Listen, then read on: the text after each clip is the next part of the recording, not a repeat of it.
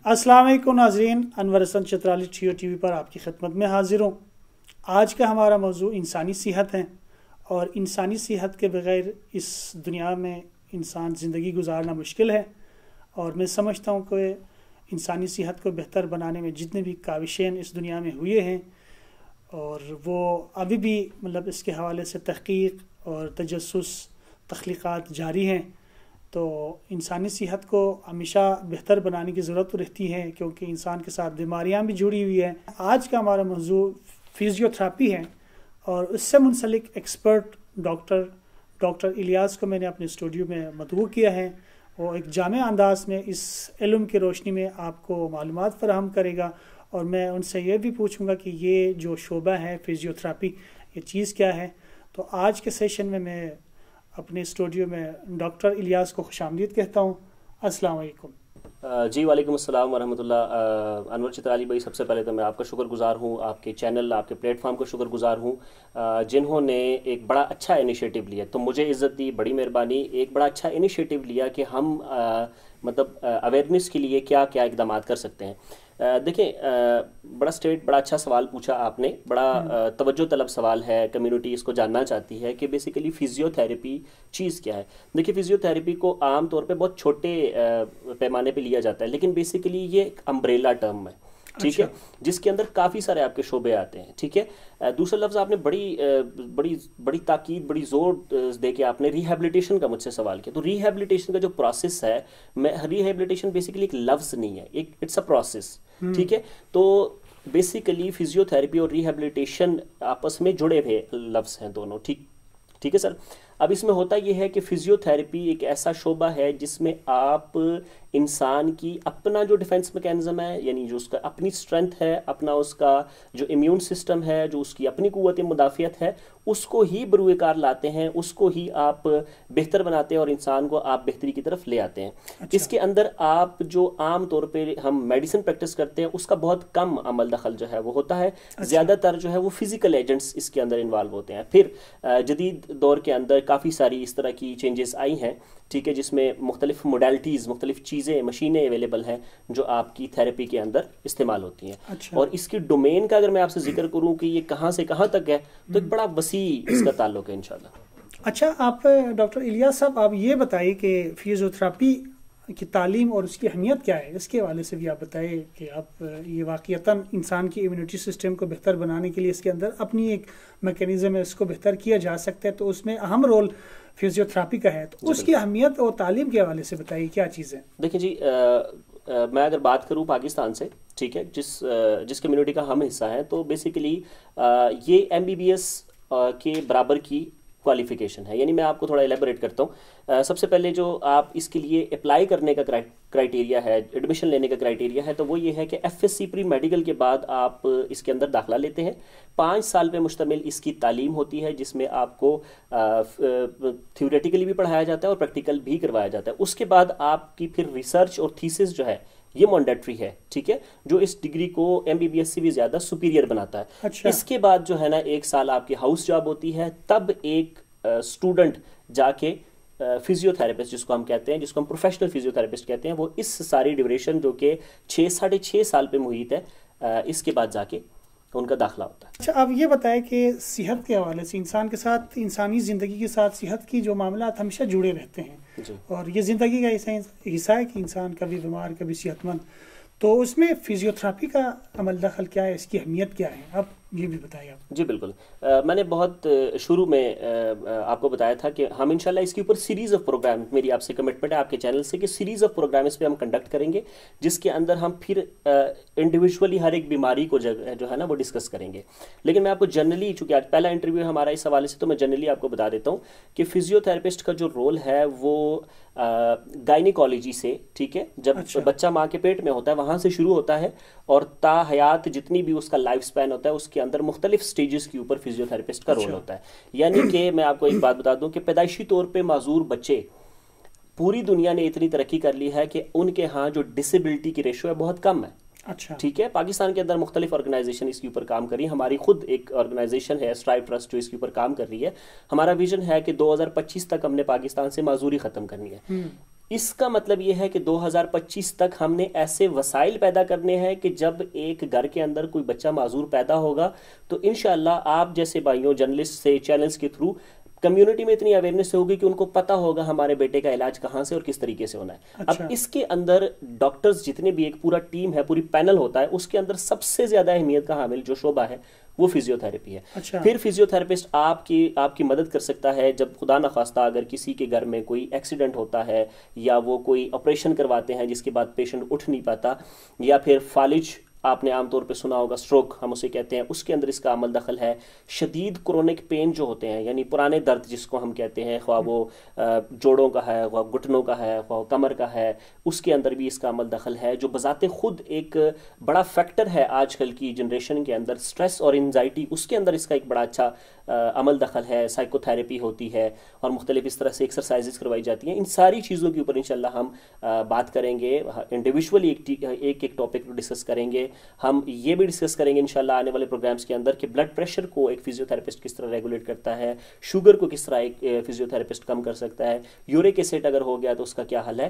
ان ساری چیزوں کے اوپر ہم بات کریں گے. ابھی کہنے کا مقصد یہ تھا کہ بہت لمبا اور بہت کلیدی کردار ہے شعبے کے اندر, میڈیکل سائنس کے اندر فزیو تھراپسٹ کا. اس میں آپ کو بتا دیتا ہوں, ایک آرتھوپیڈک سرجن تب تک ایک کامیاب آرتھوپیڈک سرجن نہیں بن سکتا جب تک اس کے ساتھ ایک سکلڈ فزیو تھراپسٹ نہیں ہوتا. اچھا, کیونکہ دیکھیں آپریشن اس کا کام ہے, ڈاکٹر کا کام ہے آپریشن کر دیا, انہوں نے آپ کے گھٹنے ریپلیس کر دیا, جو بھی آپ کی سرجری کی, کمر کی جہاں کی بھی کی, اس کے بعد ایک فزیو تھراپسٹ ہی وہ شعبہ ہوتا ہے, وہ پروفیشنل ہوتا ہے جو اس پیشنٹ کو اس کے بعد چلا لیتا ہے. اچھا, ایک لفظ میں عام طور پہ کہتا ہوتا ہوں کہ فزیو تھراپی کے ڈومین کو بڑا لائٹر میننگ میں لیا جاتا ہے, لیکن در حقیقت ایک بیڈ ریڈن پیشنٹ سالوں سے اگر وہ بیڈ ریڈن ہے تو اس کو الحمدللہ شعبہ فزیو تھراپی چلاتا ہے بلکہ بگاتا ہے.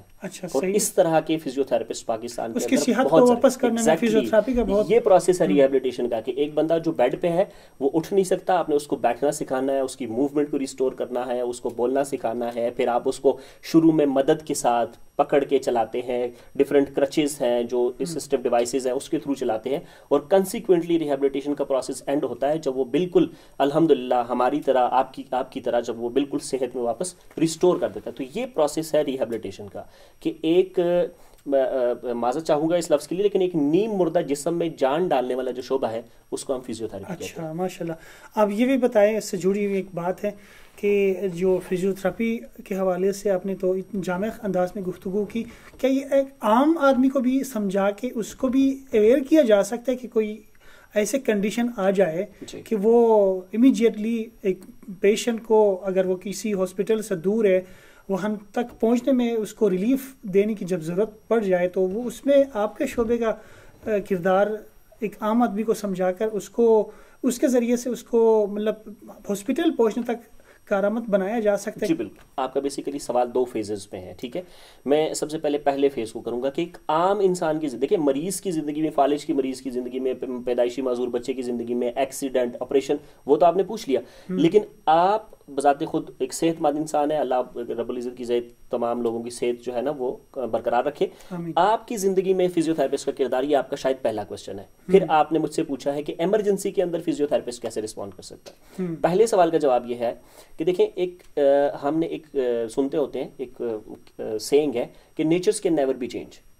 اس کا مطلب یہ نہیں ہے کہ مثال کے طور پر ایک بندہ ضدی ہے تو وہ ضدی رہے گا, اور ایک بندہ لیٹس سپوز وہ غصیلا ہے, غصے والا ہے تو وہ نہیں, اس کا بالکل ہم غلط مطلب لیتے ہیں. Natures can never be change اگر میں ایلیبوریٹ کر دوں تو آپ کو فزیو تھراپسٹ کا کردار سمجھ آ جائے گا. اچھا, natures can never be change کا مطلب یہ ہوتا ہے کہ انسان کو اللہ رب العزت کی ذات نے ایک مخصوص نیچر کے ساتھ پیدا کیا, یعنی اس کی باڈی کے اندر بلڈ کی ایک مخصوص مقدار ہے, اس کی مسل کی الاسٹیسٹی ایک مخصوص ہے, بون کی جو ڈینسٹی ہے یا جو اس کے منرلز ہے وہ ایک مقدار ہے, آپ کے اندر جو زنک, آئرن, کیلشیم, فاسفیٹ جتنے بھی انگریڈینٹس ہیں, ٹھیک ہے, ان کی ایک مقدار ہے, ہارمونز کی ایک مقدار ہے.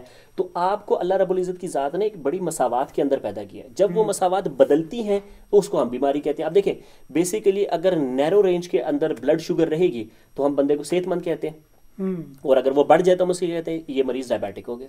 آپ سمجھ رہے ہیں؟ تو اس کا مطلب یہ ہے کہ جس قدرت میں اللہ رب العزت کی ذات نے آپ کو تخلیق کیا ہے اس قدرت میں ہی اگر انسان رہے تو وہ ٹھیک رہتا ہے. ٹھیک ہے, آپ اس کی نیچر کو بدلنے کی کوشش کرو گے تو نہیں بدلے گا. ٹھیک ہے سر, یعنی کہ ہمیں جس خلیے میں جس خصوصیت کے ساتھ، جن خوبیوں کے ساتھ تخلیق کیا ہے، ہم اس کے قریب رہیں. فزیو تھراپسٹ آپ کو اس مخصوص مقدار کے اوپر کیا رکھ سکتا ہے؟ برقرار رکھ سکتا ہے. اچھا، جیسے مثال کے طور پر ایک لیبر ہے، عام آدمی ہے، کوئی مزدور ہے، کوئی آفس میں بیٹھنے والا ہے، ٹھیک ہے، وہ یہ کرتے ہیں، ان کا کوئی جو بھی ان کے نیچر آف جاب ہے. جیسے میں آپ کو بتاؤں، جو سولجرز ہوتے ہیں ہمارے، ان کا زیادہ کام ہوتا ہے اسٹینڈنگ، سر ان کا لوور لم زیادہ متاثر ہوتا ہے. جو ہمارے بینکرز ہوتے ہیں، جو لیپ ٹاپ یوز کرتے ہیں، سر ان کا گردن، بیک کے مسلز، یہ سارے یہ زیادہ دکھتے ہیں. تو اب مجھے یہ بتائیں کہ بینکر بذات خود ایک بیمار آدمی نہیں ہے اگر ہم کہیں تو، لیکن اس کے جوڑ، جوائنٹس اور مسلز کیا ہیں؟ افیکٹڈ ہے. اسی طرح فوجی ہم سوچتے ہیں بڑے صحت مند ہوتے ہیں، لیکن ان کے لوور لم کیا ہوتے ہیں؟ افیکٹڈ ہوتے ہیں. تو فزیو تھراپسٹ یہاں پہ یہ کردار ادا کر سکتا ہے کہ وہ ایک بینکر کو یا ایک لیپ ٹاپ کمپیوٹر یوز کرنے والے بندے کو ایک ٹھیک پوسچر بتا سکتا ہے جس میں مسلز انجرڈ نہیں ہوتے. اکثر آپ نے دیکھا ہوگا آج کل کے جو بینکرز ہوتے ہیں، نوٹ کیجیے گا، ان کی گردن کا اینگل آگے کو ہوتا ہے، ٹھیک ہے، کیونکہ جھک کے ایسے لیپ ٹاپ یوز کرتے ہیں. یہ بیڈ پوسچر ہے. تو مطلب ایک پروفیشنل آدمی کو، وہ کسی بھی شعبے سے، اس کو بیٹھنا کیسے ہے، یہ بھی فزیو تھراپسٹ کا بتانے کا کام ہے. ٹھیک ہے، پھر اس کے مسل کے اندر جو ٹینشن ہے یا جو سٹریس ہے یا وہ جس کو ہم اکڑاہٹ کہتے ہیں، اس کو آپ کیسے دور کر سکتے ہیں، اس میں بھی فزیو تھراپسٹ ہے. کون سا مسل کس طرح سے اسٹریچ ہوگا، کیا موڈیلٹی اس کے لیے یوز ہوگی، کون سا پروٹوکول اس کے لیے یوز ہوگا، اس کے اندر بھی اس کا کیا ہے، عمل دخل ہے. ٹھیک ہے سر، صحیح. اچھا، دوسرا فیز آپ کے کوشچن کا یہ تھا کہ ایمرجنسی کے اندر آپ کیسے رسپونڈ کر سکتے ہیں. دیکھیں، ایک عام آدمی بھی مطلب وہ بالکل اس کو آپ سکھا سکتے ہیں کہ اس دورانیے میں پیشنٹ کو ہاسپٹل پہنچنے تک اس کو ریلیف دے سکے کہ ایک عام آدمی، بالکل بے شک وہ ڈاکٹر نہ ہو، بالکل بالکل، تو آپ لوگ کیا ایک پبلک کو بھی اویئر کر سکتے ہیں؟ ایگزیکٹلی. دیکھیں جی، پاکستان کے اندر تعلیم معذرت کے ساتھ برائے نام ہے. صحیح. برائے نام اس طرح سے ہے کہ آپ دیکھیں گے کہ ملک کے اندر 6.5 لاکھ فزیو تھراپسٹ، اچھا، اور وہ بے روزگار گھوم رہے ہیں. بہت سارے میں ایسے اپنے پروفیشنز کو جانتا ہوں جو بڑے لائق ہیں لیکن وہ بے روزگار ہیں. اچھا، ٹھیک ہے. اور دکھ بھری بات یہ ہے کہ کچھ دن پہلے میری ایک ہماری سوشل آرگنائزیشن ہے، میں اس کا نام تو نہیں لوں گا، وہ ایک جگہ راشن بیگ دے کے آئے. آپ بلیو کریں گے کہ وہ ایک MS کی ہوئی فزیو تھراپسٹ کا گھر تھا. تو سر یہ حالات ہے. اب یہ دیکھیں، اس میں معاملہ یہ ہے کہ جو شعبہ ہے اس کی ترقی کے لیے کام نہیں کیا جاتا. اب جیسے ایک کونسل ہے، آپ کے ہاں 6-7 شعبے ہیں.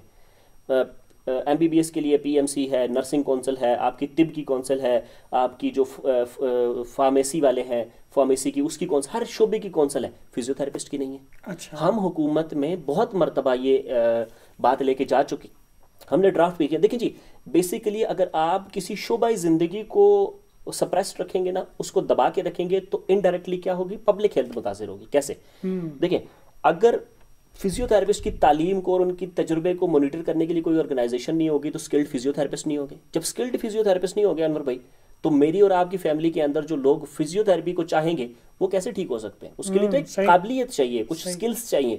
اس اسکلس کو امپروو کرنے کے لیے ہم کام کرتے ہیں.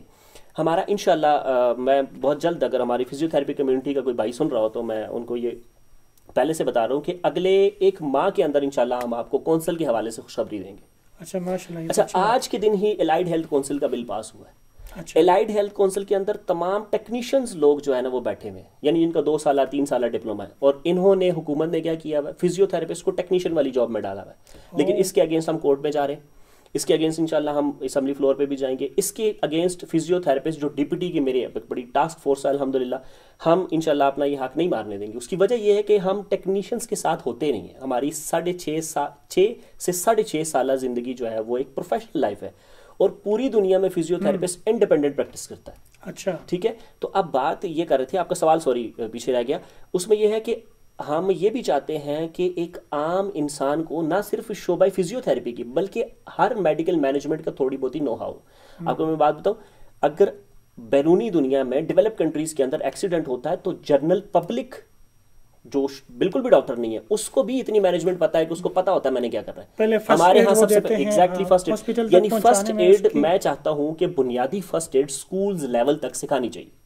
پھر FSC لیول تک اس کو مزید امپروو کرنا چاہیے. میں چاہتا ہوں کہ جب BS کی ڈگری کی جائے تو اس کے ساتھ ایک ہوتا ہے ALS certificate, advance life saving certificate. یہ کورس ہونا چاہیے یونیورسٹی لیول پہ، تاکہ آپ کا یونیورسٹی گریجویٹ کو پتا ہو کہ میں نے روڈ پہ کیا کرنا ہے، میرے گھر میں والدہ ہیں، خدا نخواستہ والد ہیں، محلہ ہے، کہاں پہ کوئی بیمار ہے، میں نے کیا کرنا ہے، تاکہ آپ کی کمیونٹی اوورال پورا ایجوکیشن لیول اٹھ کے آئے.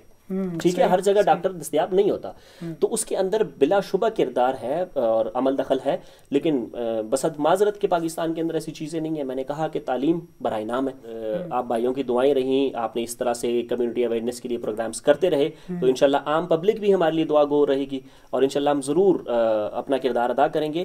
اور آپ پوچھ رہے تھے کہ ایمرجنسی میں رول کیا ہو سکتا ہے؟ سر بہت سارے رول ہو سکتے ہیں، جیسے مثال کے طور پر کوئی بندہ ہے، اس کا سڈنلی بی پی ریز کرتا ہے، تو فزیو تھراپسٹ کو پتا ہوتا ہے کہ یہاں پہ کیروٹیڈ سائنس ہوتا ہے، ٹھیک ہے، اس کو مساج کرنے سے وہ نیرو رینج میں واپس آ جاتا ہے۔ اچھا، ٹھیک ہے، پھر اس طرح سے ہوتا ہے کہ جب ایک ایکسیڈنٹ ہو جاتا ہے تو وہ مریض کو اکثر ہم کیا کوشش کرتے ہیں، اس کو کھڑا کرتے ہیں، اس کو کھڑا کر کے کہتے ہیں زور زور سے ایسے کر کے نا آپ ٹانگ مارو زور سے۔ دیکھیں اس کے گھٹنے پہ آلریڈی لگی ہوئی ہے، اس کا گھٹنا اس وقت بہت نازک صورتحال میں، اب ہمیں اویئرنیس نہیں ہے، ہم اس کو جھٹکے دلاتے رہتے ہیں، جو انجری پہلے 5% ہوتی ہے اب وہ 55% ہو چکی ہے۔ اچھا، اسی طرح سے اگر کسی کو چھت سے گر جاتا ہے کوئی، تو اس کو اٹھانے کا ایک باقاعدہ طریقہ ہے، ہم مریض کو زیادہ خراب کر دیتے ہیں اس کی مس موومنٹ کے اندر، ہم کوشش کرتے ہیں اس کی گردن سیدھی کر دیں، ہم کوشش کرتے ہیں اس کی ریڑھ کی ہڈی سیدھی کر دیں، اس دوران اس کے مورے فریکچر ہو سکتے ہیں، اس دوران اس کی ڈسک سلپ ہو سکتی ہے۔ تو یہ اس طرح کا باقاعدہ نالج ہے، آپ نے دیکھا ہوگا پروفیشنل چیزوں کے اندر، ٹھیک ہے، کہ اسٹرکچرز اور چیزیں ہوتی ہیں، یہ بڑی توجہ طلب چیزیں ہیں۔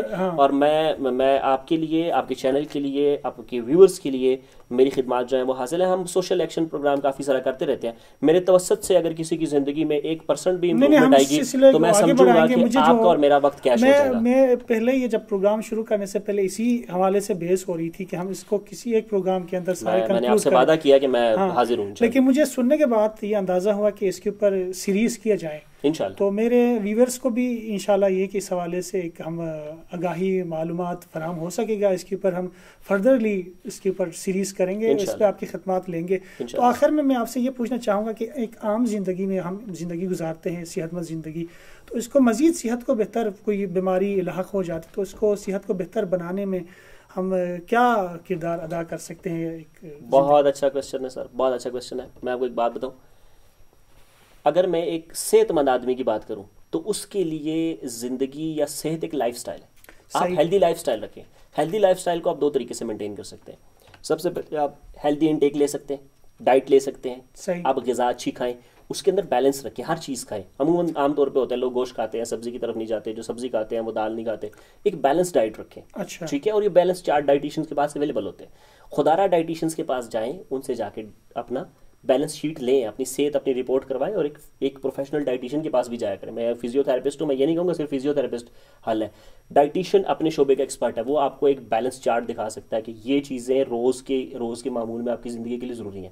دوسری چیز ہے ایکسرسائز۔ اچھا، عام طور پہ انور بھائی جب میں لوگوں سے کہتا ہوں نا کہ آپ ایکسرسائز کیا کریں تو وہ کہتے ہیں ہاں ہم تو صبح سے لے کے شام تک کام کرتے ہیں۔ بھائی دیٹ از کام۔ اچھا، exercise is a mind set.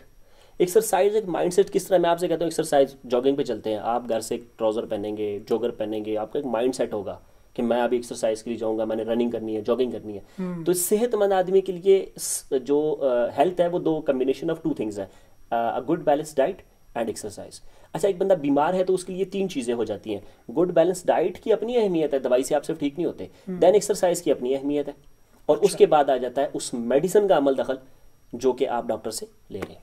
اچھا، ماشاءاللہ۔ جی، آخر میں کوئی بات کرنا چاہیں؟ میں آپ کے ویورز کے لیے میرا پیغام یہ ہے، میں آپ سے اس سے قبل بھی ابھی ذکر بھی کر چکا ہوں، اور اس پروگرام سے پہلے بھی آپ سے وعدہ کر چکا ہوں کہ میں یہ چاہوں گا، مجھے خوشی ہوگی، ٹھیک ہے، کہ اگر میری وجہ سے صحت میں یا کمیونٹی میں 1% بھی امپرومنٹ آتی ہے تو میں سمجھوں گا میری 5-7 سالہ ڈگری جو ہے وہ رائے گاہ نہیں گئی، اور میں آپ کے پاس اویلیبل ہوں۔ ہم انشاءاللہ اگلا پروگرام جو ہے وہ میں چاہوں گا کہ ہم کریں فالج کے اوپر، کیونکہ فالج ایک ایسا مرض ہے جو قابل علاج ہے۔ مطلب 1 مہینے کی اچھی فزیو تھراپی سے ایک مریض آپ کا جس کو فالج ہوا ہے ایک سائڈ کا وہ چل سکتا ہے، لیکن ہمارے ہاں 9 سال بعد ہم دیکھتے ہیں کہ موت کے علاوہ ان کا شاید کوئی حل نہیں ہم سمجھتے۔ تو فالج ایک ایسی بیماری ہے جس کے اوپر ہم اگلے پروگرام میں انشاءاللہ آپ کے ساتھ ڈسکشن اس حوالے سے کریں گے سیشن۔